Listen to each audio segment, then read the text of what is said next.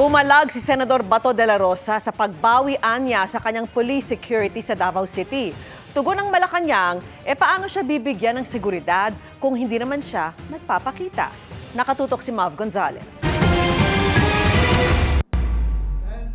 Alegasyon ngayon ni Senador Bato de la Rosa, binawi ng PNP ang kanyang police security sa Davao City. Kaya mga retiradong pulis at sundalo aniya ang voluntaryong pumalit na wala aniyang baril pero may mga kamote, balinghoy, saging at manok Bisaya. Pag-uwi ko dito sa Davao, wala na ang security. Hindi na pinapareport na sa unit nila. Pero hindi naman niya aniya iniisip na ginigipit siya ng PNP na dati niyang pinamunuan. Nag-iwas lang rin sila, baka mamaya magka-problema sila. Yung mga unit commander ba, nagdimasilip, na may tao sila sa akin dahil mainit man ng gobyerno sa akin, di ba? Hindi pa niya aniya alam kung binawi na rin ang security detail niya sa Maynila. Wala pang tugon ang PNP Police Security and Protection Group.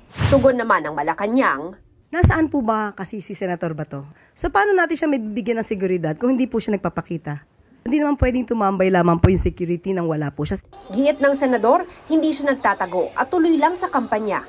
Wala naman sa warrant. Bakit ko ilimit ang sarili ko? May warrant na, yun na.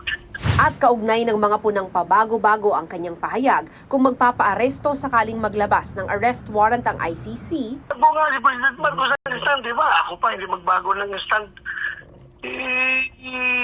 Dapat flexible ka. Kung ang hawak nila ng warrant of arrest ay issued by local court, yan, pwede ako magpa-aresto.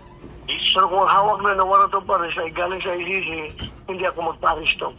Hindi raw siya aalis ng Pilipinas pero pinag-aaralan ang mga opsyon niya. Anong gagawin niyo, sir, para huwag kayong maipit? Kung sa tanga-tanga, Sir, mamumundok ba kayo, sir? Mga ganon? magsusyudad. Syudad, bakit ka bundok? Sa KOJC, sir, yung bunker, totoo ba yun?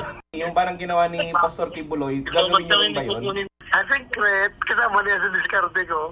Wala rin umano siyang balak mag-disguise dahil madali siyang makilala. Naka-jacket ako, nag-cap tapos naka-mask. Nadaanan ko yung babae na nagbibinta ng kamote sa gilid ng kalsada. Sabi sa akin, kilala kita, si Bato ka. Wala akong nagawa, bumili ako ng kamote sa kanya. Para sa GMA Integrated News, Mav Gonzalez, Nakatutok, 24 Oras.